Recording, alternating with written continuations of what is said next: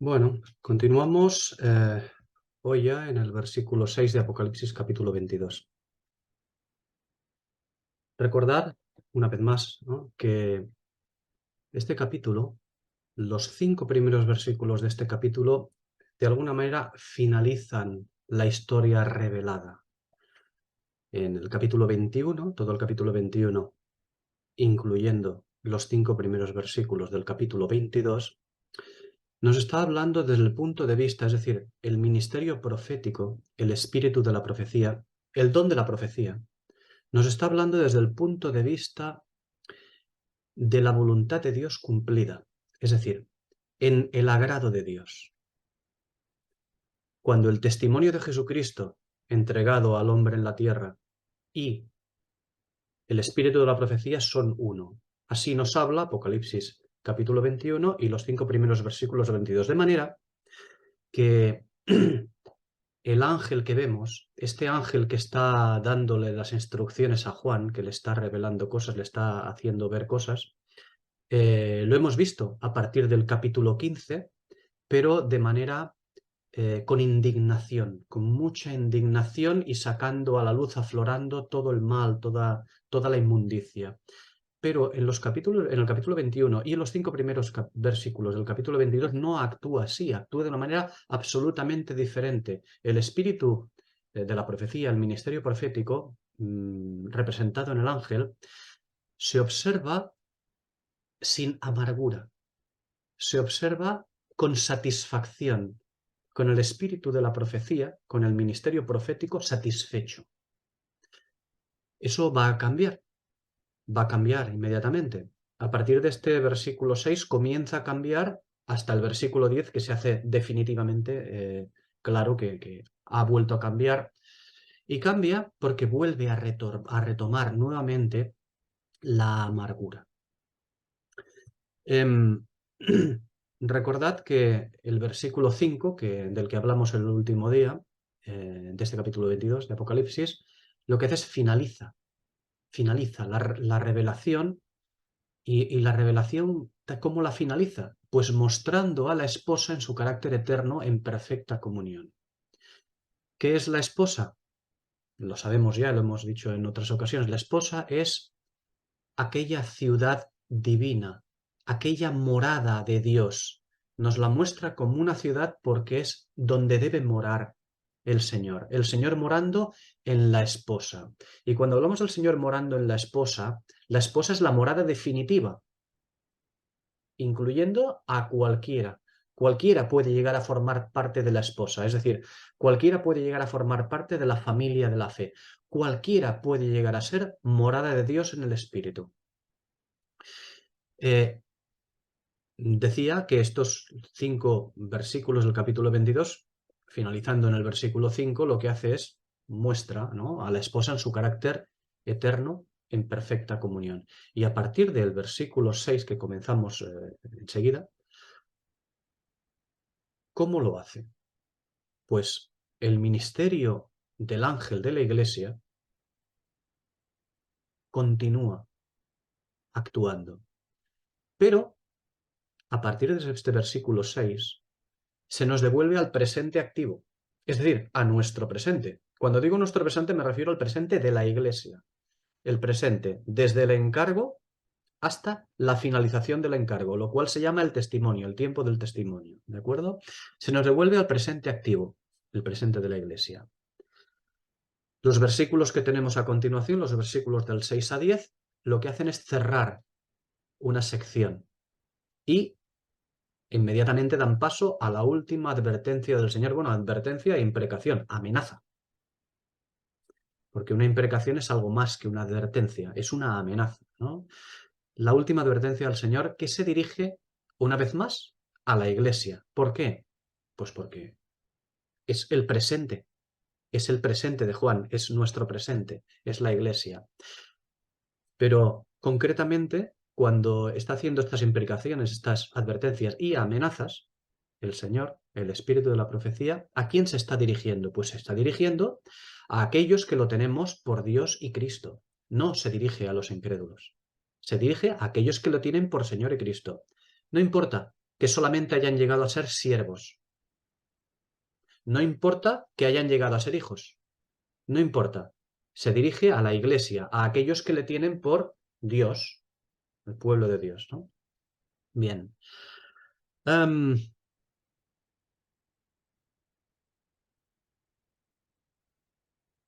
Vale, pues vamos directamente al versículo 6. Dice, y me dijo, estas palabras son fieles y verdaderas. Y el Señor, el Dios de los espíritus de los profetas, ha enviado su ángel para mostrar a sus siervos las cosas que deben suceder pronto. Bien, volvemos a encontrarnos con una expresión, fiel y verdadero, fieles y verdaderas.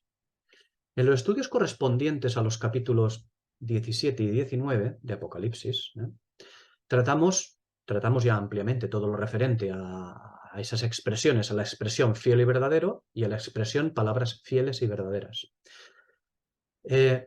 Vimos que eran expresiones especiales. Las estudiamos ampliamente, viendo lo que significan y dónde estaban sus pasajes de correspondencia.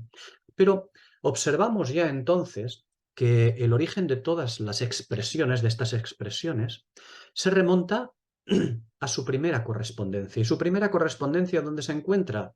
En Deuteronomio 7:9. Un pasaje, Deuteronomio 7, que tiene que ver con la toma de posesión de la tierra. Allí lo que se hace es hablar de la toma de posesión de la tierra, de las promesas que debe el pueblo de Dios ser capaz de poseer, de vencer y por lo tanto poseer. Digo, es que es un pasaje en Deuteronomio 7 que tiene que ver con esa toma de posesión de la tierra, de la heredad. Por cierto, la toma de la heredad es figura del reino en el milenio. Tiene que ver, ese pasaje 7, ese de Deuteronomio 7, tiene que ver con abandonar toda inmundicia también. En el texto que existe allí, tiene que ver con abandonar la inmundicia. Tiene que ver con la supremacía en el gobierno por parte de los santos, con la supremacía del gobierno sobre las naciones. Y, como no, tiene que ver con el testimonio aquel que Dios ha otorgado al hombre, en aquel caso de Deuteronomio 7, a su pueblo Israel, el candelero a él. En el caso nuestro, cuando se empieza ya a devolvernos aquí en Apocalipsis al tiempo actual de la Iglesia, tiene que ver con el testimonio entregado al último pueblo, al pueblo actual. Bien, pero tiene que ver con un testimonio elevado a grado de perfección.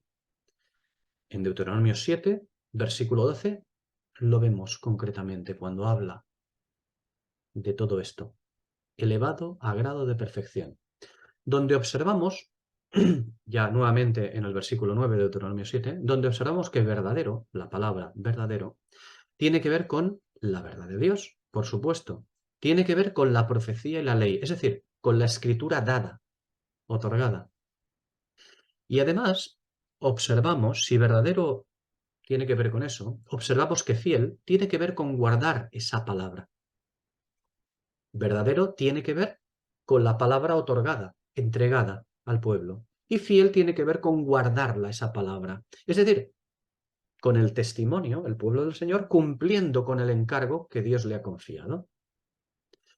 Anteriormente, vuelvo a referirme a los capítulos 17 y 19 de Apocalipsis, en esos estudios, vimos ya cómo estos son expresiones que tienen que ver con aquellos a los que fue entregado un candelero, Israel y la Iglesia, donde vimos que verdad o verdadero se ajusta al primer depositario de la palabra de Dios, el cual es el judío. Y la expresión fiel o fieles, vimos también en los estudios correspondientes a estos capítulos, que se ajusta más bien al postrer depositario y candidato a ser la cumplidora, la que debe cumplir el ministerio, es decir, la que será la esposa. Y vimos en Apocalipsis 19 también cómo llega el Señor de ambos candeleros, con el caballo blanco, ¿eh? Vimos cómo llega el fiel y verdadero, es decir, el Señor de ambos candeleros, fiel y verdadero. porque Él es el dador y el cumplidor de la ley. En el testimonio otorgado de Él existe la palabra dada y existe la palabra cumplida, tanto en Él como en su pueblo, en sus pueblos, mejor dicho. Es decir, que cuando llegamos a Apocalipsis 19, vemos ambas cosas, la escritura dada y la escritura cumplida. Por lo tanto, ¿qué observamos?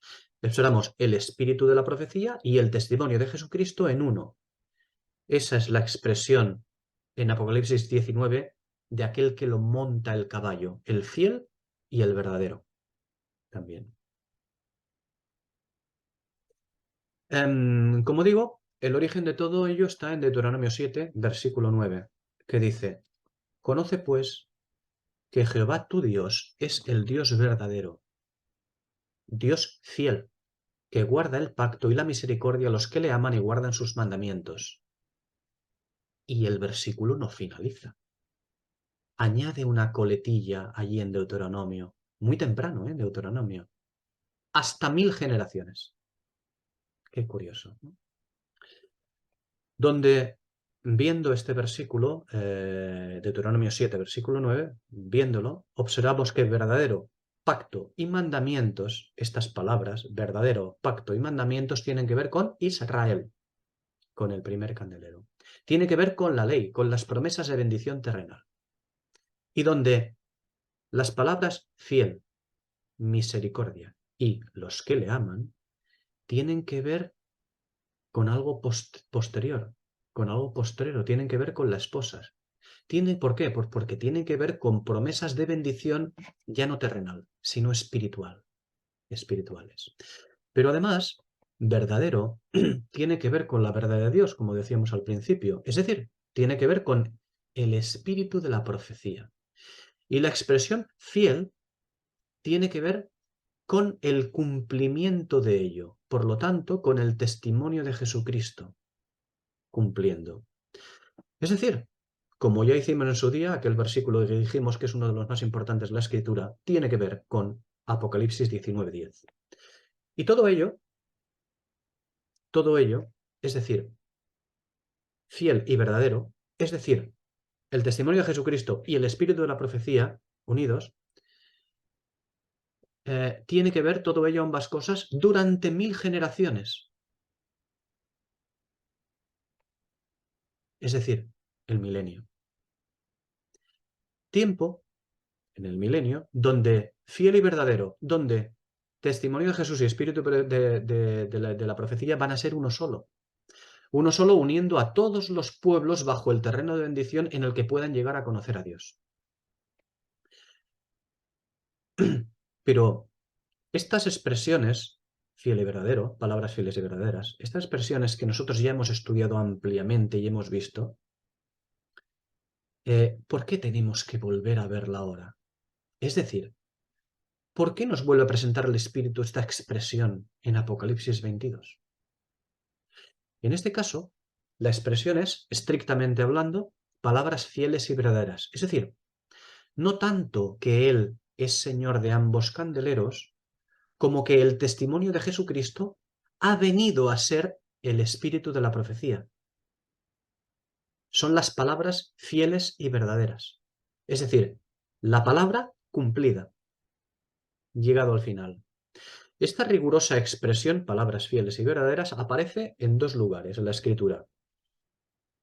Al final de la Escritura, ahora, en Apocalipsis 22:6 y en su pasaje anterior, Apocalipsis 21, versículo 5. Vamos a verlo muy rápidamente. Apocalipsis 21:5 es una oferta a los vencedores, son promesas.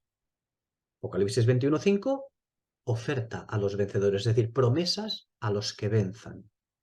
Es una oferta a llegar a ser conforme a los principios de la Nueva Jerusalén, donde quien llegue a entrar es que habrá llegado a unificar ambas cosas: la verdad profética y la fidelidad. Pero es una oferta, un anuncio, una promesa condicional, condicionada a la acción del hombre. Pero Apocalipsis 22:6, donde hemos llegado ahora, ya no es una promesa, ya no es una oferta. Aquí no es así. Aquí es la constatación de que ya ha habido vencedores. Los hemos visto en los versículos 1 a 5. Es decir, aquellos que han llegado a unificar el testimonio de Jesucristo y el espíritu de la profecía. O dicho de otro modo, han sido fieles a la verdad. Su testimonio ha llegado a ser conforme al espíritu de la profecía. Y todo esto ya lo veremos mucho mejor en el versículo 9, cuando lleguemos. Vamos a ver la siguiente expresión. La siguiente expresión es muy importante.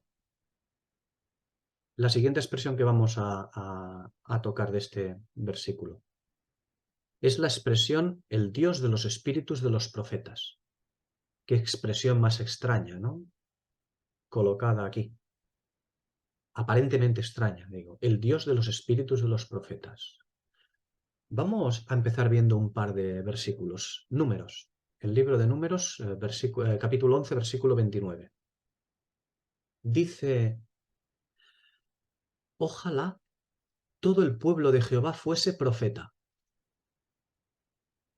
Ojalá todo el pueblo de Jehová fuese profeta. Y que Jehová pusiera su espíritu sobre ellos. Está hablando de todo el pueblo. Ojalá. Es un deseo. ¿De quién? Del espíritu. Es un deseo del Señor. Vamos a 1 Corintios 14, versículo 1. Ya la conocemos, lo hemos citado varias veces. Desead con celo los dones espirituales, especialmente que profeticéis. Son dos pasajes prácticamente coincidentes, ¿no?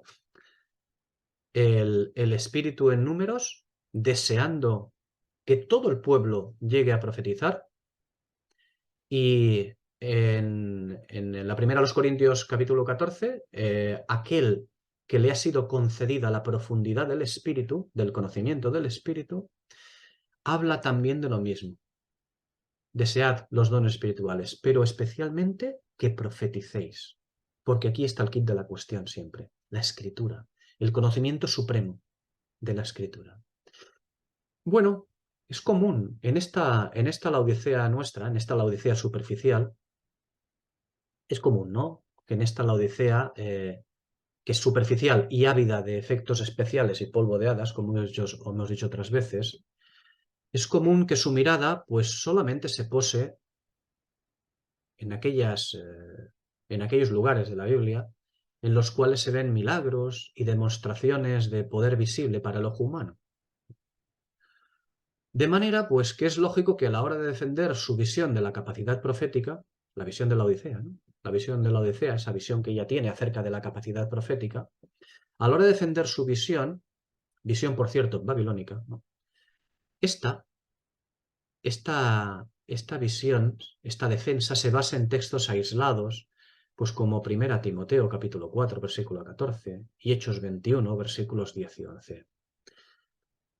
Pero esos pasajes no nos van a enseñar la definición de profeta de Dios conforme a los espíritus de los profetas, conforme al espíritu de la profecía. No nos van a enseñar la definición de qué es un profeta, desde luego. Otros pasajes nos enseñarán lo que es verdaderamente la definición de un profeta. ¿Quiere alguien saber lo que es la definición de un profeta? Lea usted a Daniel, por ejemplo, ¿no? Lea usted a Ezequiel, ¿no? Por ejemplo. Veremos la definición de profeta, ¿no? Más bien. No porque en un versículo nos diga, el profeta es esto, esto. No, no, no. Sino todo el libro, lo que vemos, ¿no? Que se desprende, ¿no? De ellos. ¿Quién es el profeta? El profeta, Apocalipsis 1, versículos 1 y 2, el profeta es el que recibe la revelación de Dios. Y las revelaciones de Dios ya quedaron finalmente recogidas en la Escritura. De manera que llegó un momento que era innecesaria más revelación por medio de visiones. Llegó un momento que era innecesario. ¿Para qué vamos a pedirle a Dios que nos dé visión acerca de qué tal? El Señor nos va a decir lo mismo que le dijo a Moisés. ¿Para qué vienes a mí? ¿No te he dado ya lo que tienes que darle tú al pueblo? Pues actúa, caramba. Nosotros igual nos ha dado la Escritura. Todo está contenido en la Escritura. Otra cosa es que no sepamos llegar a trascender la cubierta, ¿no? Llegar a este apocalipsis, a trascender la cubierta. Pero se nos ha entregado. Las revelaciones de Dios, como digo, quedaron finalmente recogidas en la Escritura y ya no era necesaria más visiones, revelaciones especiales. Es más, el ministerio profético de los ángeles también, si nos damos cuenta, a partir de la Escritura, también ha dejado de manifestarse por medio de anuncios. Ya no hay anuncios por parte de los ángeles. ¿Por qué? Porque todo ha quedado registrado y recogido en la Escritura. Toda la revelación ha quedado registrada. No hay más que añadir a la revelación profética. Cuando lleguemos a Apocalipsis 22, versículo 18, lo veremos claramente también. No hay más que añadir a la revelación profética. Revelado está. Que nuestros ojos son capaces de verlo, eso es otra cosa, ¿no? Eso es diferente. Necesitamos entender y comprender el maná escondido, ¿no? Pero bueno. La Escritura es la palabra de Dios, es el verbo, es su revelación, es el espíritu de la profecía. Y la Escritura es ya completa, ha sido completada. Y ahora viene la pregunta, si esto es así, ¿son innecesarios entonces los profetas? De ninguna manera. De ninguna manera. Al contrario. Son más necesarios que nunca en toda la historia. Hoy son más necesarios que nunca en toda la historia. ¿Por qué? Pues porque el tiempo está cerca. Y el conocimiento de la revelación divina está en su peor momento.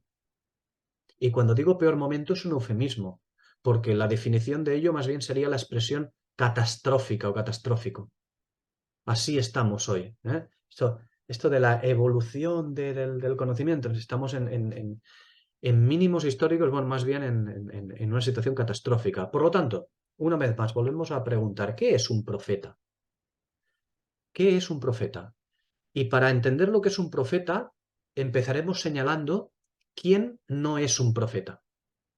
Por ejemplo, Génesis 20, versículos 3 a 7. Si vemos en ese pasaje, el rey de Gerar no es profeta, no era profeta. Y aún así recibe una revelación por sueños. ¿Qué cosa, no? Esa es la cuestión. Se nos ha dicho que un profeta es aquel que dice que tiene visiones y ve con la bola de cristal o como sea, o que el Señor le revela en sueños, pues oráculos. No, eso no es un profeta. Eso no es un profeta.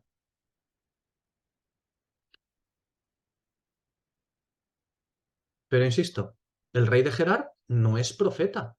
Y aún así recibe una revelación por sueños. ¿Qué cosa? Ahora bien, Abraham sí lo es. Abraham sí es profeta. Y esto ya nos aclara algunas dudas. Esta cuestión aquí, de este pasaje. No por recibir algún tipo de revelación se es profeta. Ni siquiera aunque ésta se reciba de parte de Dios. Y eso lo vemos aquí en Génesis 20, versículos 3 a 7. Ni aunque se reciba de parte de Dios. Ni aun así se tiene por qué ser profeta.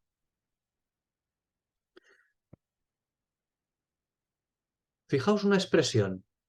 Éxodo capítulo 7, versículo 1 y Deuteronomio capítulo 34, versículo 10. Importantes también al respecto para entender qué es un profeta. ¿Cómo viene la cuestión? ¿Cómo aquí en estos pasajes? ¿Cómo es Aarón el profeta de Moisés? ¿Cómo es Aarón el profeta de Moisés? Siendo Moisés el mismo profeta. ¿No? ¿Qué cosa, no? Dice que Aarón es el profeta de Moisés. Pero Moisés el mismo es profeta. ¿Qué significa esta expresión? Pues esta expresión no es una expresión errónea de la escritura. Lo que ocurre es que el profeta es el que da voz a Dios, es su vocero. Deuteronomio capítulo 18 versículos 15 a 16. El profeta es el que da voz a Dios. No habla acerca de Dios, sino da voz a Dios. Eso es lo que podríamos decir de alguna manera, que Dios habla a través de él. Y no necesita darle revelaciones para hablar a través de él. Necesita que el profeta se aplique, como Daniel y como los santos profetas de la antigüedad, que investiguen e indaguen con diligencia, ¿no? Y entonces serán quien den voz a Dios o quien den voz a la Escritura, que en el caso es lo mismo. Es el vocero de la palabra de Dios. Insisto, el profeta es el vocero de la palabra de Dios. Y el vocero no es el que da voces, sino el que da voz a. El vocero no es el que da voces de, sino el que da voz a alguien, en este caso a Dios, a la Escritura, al espíritu de la profecía. ¿Cómo debe dar, ahora viene la cuestión, cómo debe dar su voz el profeta? ¿Con arreglo a qué? Isaías capítulo 8, versículos 19 y 20. Dice allí, y cuando os digan, preguntad a los encantadores y a los adivinos que susurran y bisbisean, responded, ¿no consultará el pueblo a su Dios? ¿Consultará a los muertos por los vivos? Continúa, ahora lo vemos, ¿no? Pero vuelvo a preguntar, ¿cómo debe dar su voz el profeta? Y continúa diciendo Isaías, ahí dice cómo, a la ley y al testimonio, si no dijeren conforme a esto es porque no les ha amanecido. Es decir, conforme a la Escritura. No conforme a una pretendida revelación, sino conforme a la Escritura. Todo lo que diga el profeta no es que tenga que estar validado por la Escritura, no, es que tiene que ser Escritura. Escritura. Otro pasaje al respecto de esto. El segundo libro de Reyes, capítulo 3, versículos 11 y 12. Josafat dijo, ¿no hay aquí algún profeta de Jehová para que consultemos a Jehová por medio de él? Y uno de los siervos del rey de Israel respondió y dijo, aquí está Eliseo, hijo de Safat, que servía a Elías. Y Josafat dijo, este tendrá palabra de Jehová. ¿Cómo lo reconoció Josafat, el rey de Israel? No cualquier otro profeta. Eliseo, el que sirvió a Elías. Consultar a Dios. Que se trataba de todo esto, cómo consultar a Dios. El profeta de Dios únicamente responde conforme a la ley y al testimonio, es decir, conforme a la Escritura. Los demás no son profetas de Dios, sino videntes o encantadores, que se traduce también mediums, o adivinos, que se traduce como conjurador o conocedor, pero también pueden llegar a ser quizás profetas, voceros, pero de otro Dios. Y eso lo vemos, algo que nos alumbra, un pasaje que nos alumbra acerca de esto, es el mismo pasaje que acabamos de citar, segundo libro de Reyes, capítulo 3, hemos citado los versículos 11 y 12. Pues en el 13, en el versículo 13, vemos que también puede haber otros profetas, pero no son expresamente de nuestro Dios. Deuteronomio capítulo 13, en los versículos 1 a 4, nos despeja cualquier duda que tengamos acerca del don de profecía. ¿Por qué? Porque según eso, somos responsables de discernir si el tal profeta se ciñe a la Escritura, no a la Biblia, a la Escritura. Porque si no somos capaces de discernir si el tal profeta se ciñe a la Escritura, entonces no podremos librarnos de ser mangoneados. No podremos librarnos de ser manipulados. No podremos librarnos de ser superficiales, soplados para hacia aquí y hacia allá. Y la verdad es muy triste escuchar del pueblo de Dios, de nuestro pueblo, aquellas típicas palabras. El Señor ya nos librará de ser manipulados. No, el Señor no premia la negligencia, porque esta expresión no brota de un corazón sincero que le pide al Señor que le guarde del mal. Todos pedimos eso. Pero en el fondo, esta expresión del pueblo de Dios, la expresión generalizada, no brota de un corazón que pide ayuda al Señor, no, brota de la negligencia. De la negligencia. Y naturalmente que sí, el Señor ha permitido que nos hayamos convertido en la Odisea, una superficial y arrogante. Mangoneada, y no solo mangoneada, no somos solamente una iglesia mangoneada, somos mangoneadora también. Somos Una iglesia manipulada y manipuladora. Y somos, evidentemente, como no, una Laodicea superficial. Pero no solo superficial, también ¿cómo diría? Superficializadora. Porque lo mismo que somos nosotros, hacemos que sean los demás también, superficiales. No, el Señor no libró a Israel y no nos ha librado a nosotros tampoco. Desde luego que no. Bien, continuamos.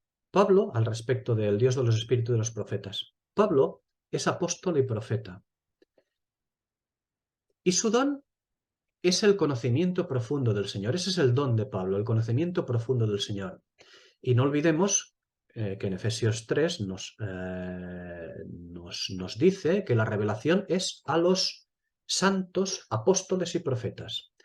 Lo vemos en Efesios 3, versículos 3 a 5, que dice, el mismo Pablo dice, que por revelación me fue dado a conocer el misterio, como antes lo he escrito brevemente, leyendo lo cual podéis daros cuenta, si es que nos damos cuenta, porque llega un momento que ya podemos poner en duda que en la iglesia nos demos cuenta de esto, de este conocimiento que tiene Pablo. Continúo. Leyendo lo cual podéis daros cuenta del conocimiento profundo que yo tengo en el misterio de Cristo. Misterio que en otras generaciones no fue dado a conocer a los hijos de los hombres, como ahora ha sido revelado a sus santos apóstoles y profetas por el Espíritu. Porque como ya hemos establecido en Apocalipsis 21, ya lo establecimos claramente, Pablo es quien añade la profundidad a la anchura y a la longitud, el número 2, ¿vale? ¿Para qué? Para que estas, anchura y longitud, unidas con la profundidad, enraigadas con la profundidad, puedan llegar a ser un testimonio perfecto con la altura. 3. El testimonio perfecto, la perfección. Lo vimos en Apocalipsis capítulo 21, todo este conjunto en Apocalipsis capítulo 21, versículos 16-17, y también Efesios 3, 18. Decía que Pablo es quien añade esa profundidad a la anchura y longitud para que éstas puedan llegar a ser un testimonio perfecto con la altura, para que podamos ser llenados, como dice Efesios 3:19, cuando esto ocurre, podamos ser llenados hasta toda la plenitud de Dios, hasta toda la plenitud de Dios, no un poco, no un mucho, hasta toda la plenitud de Dios. Ese es el objetivo del Espíritu con nosotros aquí, en la tierra, aquí, ahora. Continuamos.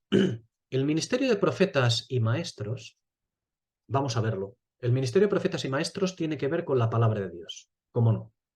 Hechos 13, versículo 1. A todo esto lo que estamos haciendo es ver qué es esto de el Dios de los espíritus de las profetas. ¿Qué es el don de la profecía? ¿Cómo actúa? ¿Cómo funciona? ¿No? Hechos 13:1 dice, había entonces en la iglesia que estaba en Antioquía profetas y maestros. Bernabé, Simón el que se llamaba Níger, Lucio de Cirene, Manaén el que se había criado junto con Herodes el tetrarca y Saulo. Dice Hechos 15:32. Y Judas y Silas, como ellos también eran profetas, consolaron y confortaron a los hermanos con abundancia de palabras. Ya hemos visto en estos versículos que los profetas y maestros tienen que ver con la palabra de Dios. Ahora vamos a ver, aunque ya lo habíamos visto en estudios anteriores, pero vamos a ver también qué acción toman los profetas, qué son los profetas o qué hacen. Porque los profetas son los que reconstruyen el muro, además. Ezequiel, capítulo 22, versículos 28 a 30. Dice, y sus profetas revocaban con lodo suelto, profetizándoles vanidad y adivinándoles mentiras, diciendo, así ha dicho el Señor Jehová, cuando Jehová no había hablado. El pueblo de la tierra usaba de opresión y cometía robo, hacía violencia al afligido y menesteroso, y oprimía sin derecho al extranjero. Y busqué entre ellos algún hombre que reconstruyera el muro y que se expusiese en la brecha delante de mí a favor de la tierra para que yo no la destruyese. Y no lo hallé.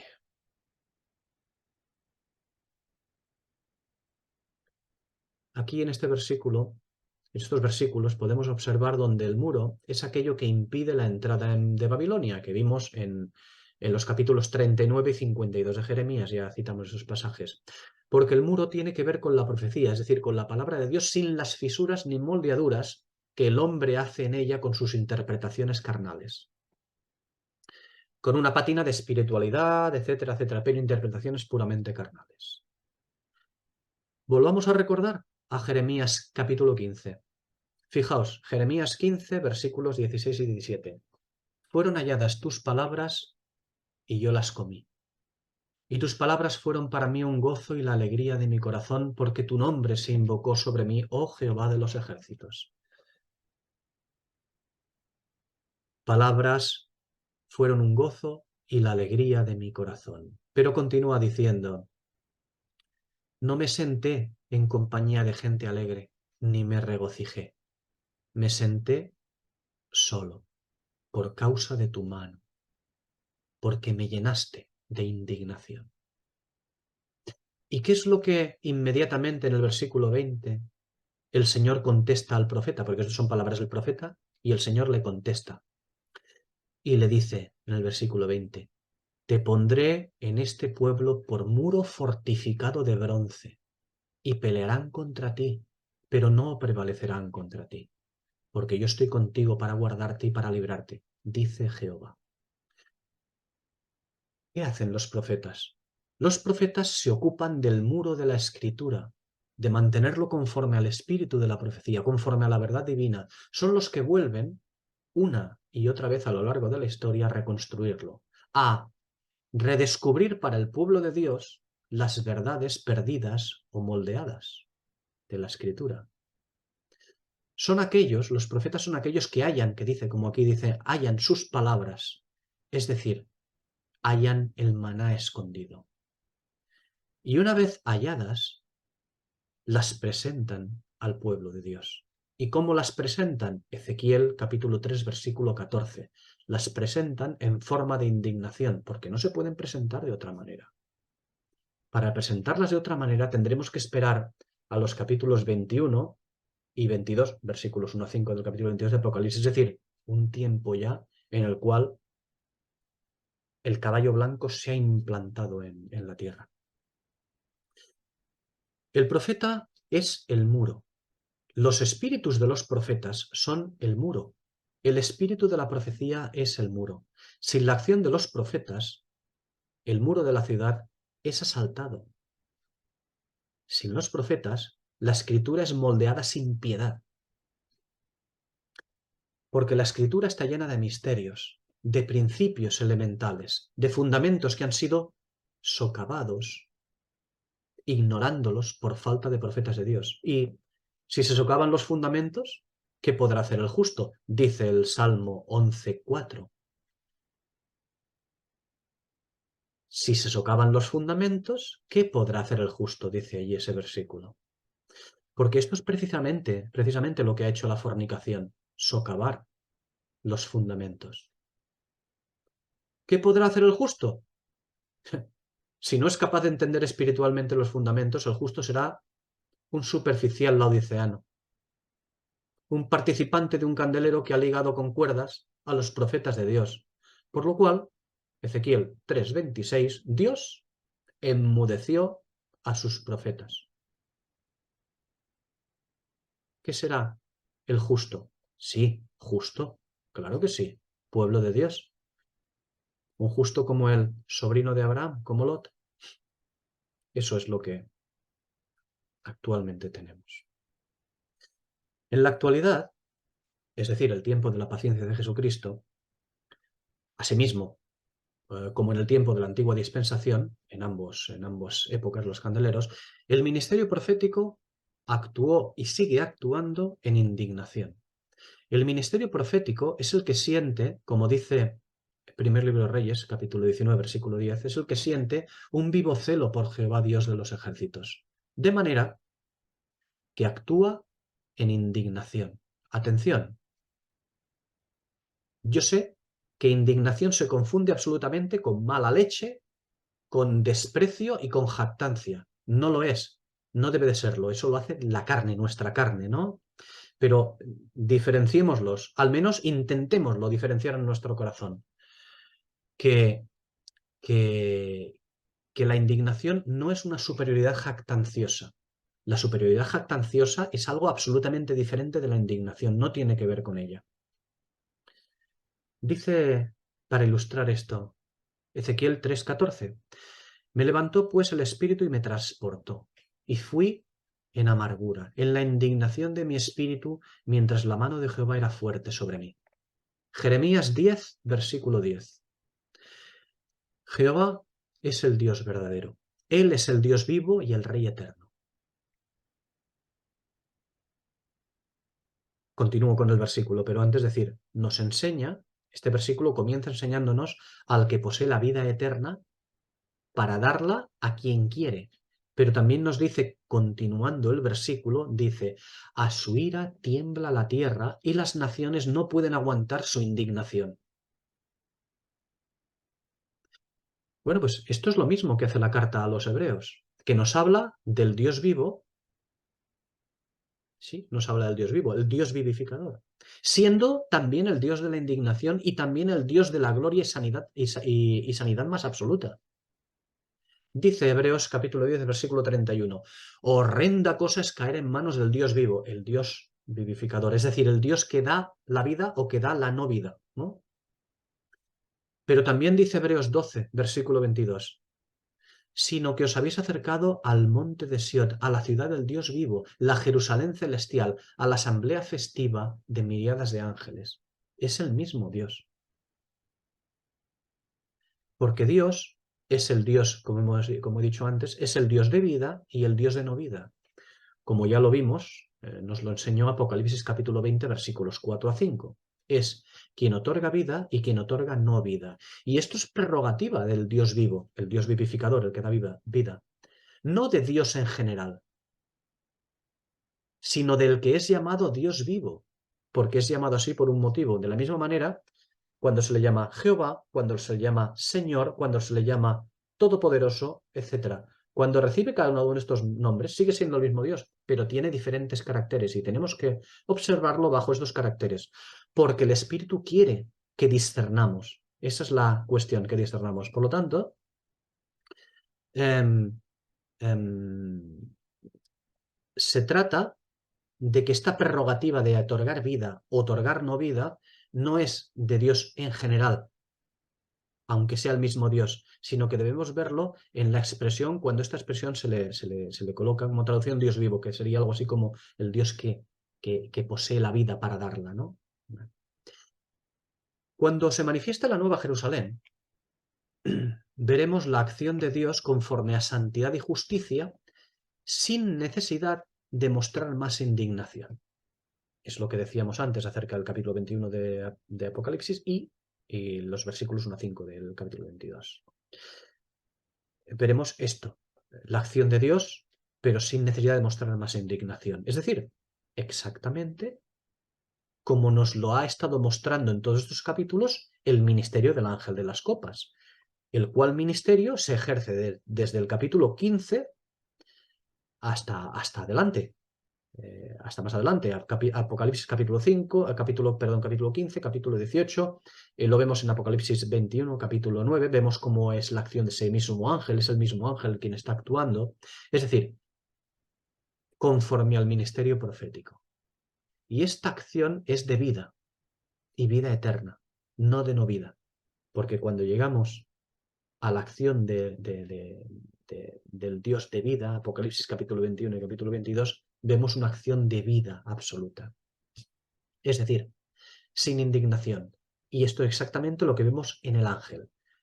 Una manera de expresarse, de otorgarle las revelaciones a Juan en indignación, excepto cuando llega al capítulo 21 y esta primera parte del capítulo 22, que es sin indignación.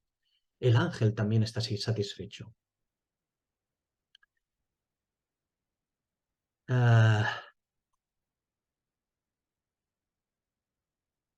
El ministerio profético del ángel, que estamos viendo, es en indignación mientras que dura el tiempo de la indignación. Es decir, en tanto que no deviene, aquello que dice Romanos 8, versículos 18 a 21, la manifestación gloriosa de los hijos de Dios. Pero cuando esto se manifiesta, la manifestación gloriosa de los hijos de Dios, cuando se manifiesta, y esto ocurre en Apocalipsis 21, o sea, de Apocalipsis 21 es del versículo 1 hasta el versículo 5 de Apocalipsis 22, es entonces que su ministerio es sin indignación. Y ese mismo carácter es el carácter de los espíritus de los profetas. Un carácter del cual los profetas serán liberados. Pero cuando llegue ese momento, serán liberados para mostrar únicamente sanidad y luz. Así pues, en tanto que dura el tiempo de la indignación, y es nuestro tiempo actual, que es cuando el Señor ha entregado su don a los profetas, estos profetas, los profetas, no pueden alienarse del carácter profético con el que han sido bautizados. El don de profecía no es un don fácil de sobrellevar. No lo ha sido nunca en la historia del hombre bajo el sol. Ha tenido que enfrentar siempre el profeta, el don de la profecía, ha tenido que enfrentar siempre al hombre en su inmundicia, es decir, al hombre mangoneado, mangoneado y mangoneando, rebajando, mezclando o siendo indolente con la palabra de Dios. Porque eso es lo que ha hecho el hombre. Y eso es lo que ha hecho el don de profecía. Eso es lo que han hecho los espíritus de los profetas, enfrentar al hombre, diciéndole que estaba mangoneando la palabra de Dios, la estaba manipulando y la estaba arrastrando por los suelos. Eso sí, con muy buenas palabras, con mucho amor y mucho cariño, pero mangoneándola. Eso es lo que han hecho siempre los profetas. Todos somos llamados a profetizar.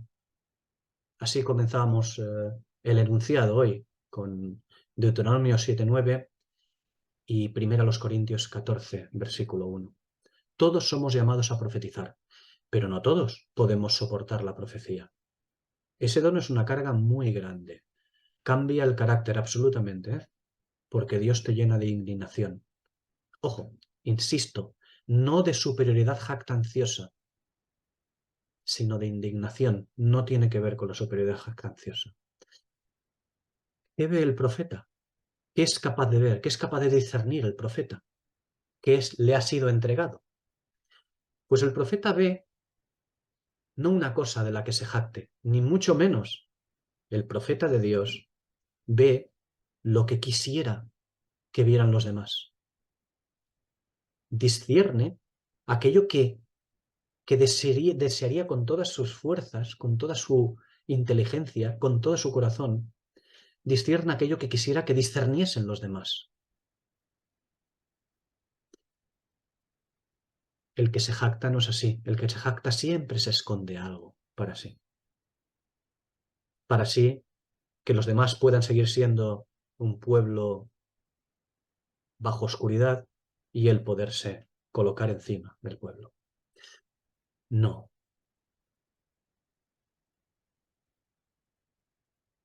La lástima es que aunque el profeta ve lo que quisiera que vieran los demás, como Eliseo, discierne lo que quisiera que discerniesen los demás, como Pablo, aún así, a pesar de eso, el pueblo de Dios no está dispuesto a ello. Es la realidad, no está dispuesto.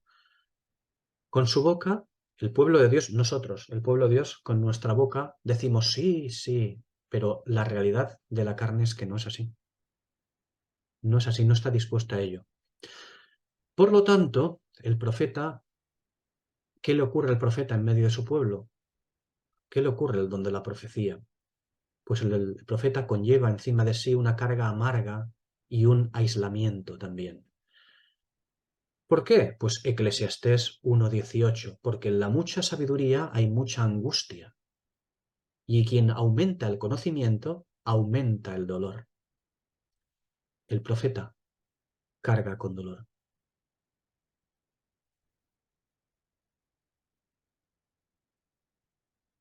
Bueno, podemos dejarlo hoy aquí y el próximo día continuamos hablando del don de la profecía. Veremos que a veces se escucha que el don de profecía en el cristiano es aquella revelación de Dios de aplicación particular, ¿no? Y no lo es, ¿no? Aquello oye, he recibido una revelación, el perro de tu prima Manoli mañana lo va a atropellar un coche. Vamos a hacerlo, ya sabéis que yo soy un poquito así, lo tomo un poco irónicamente, pero vamos a hacerlo un poco más, le vamos a dar una pintura espiritual, una pátina más cristianilla. He discernido que tu hijo, que ha abandonado al Señor, lo ha dejado. No te preocupes, que el Señor me ha revelado que de aquí a unos años volverá nuevamente al Señor. Y desgraciadamente, a veces hasta aciertan. Esa es la peor parte, que encima... Pero bueno, ya lo iremos viendo el próximo día. Hoy dejamos aquí esta parte y el próximo día continuamos en este versículo 6, viendo el don de la profecía.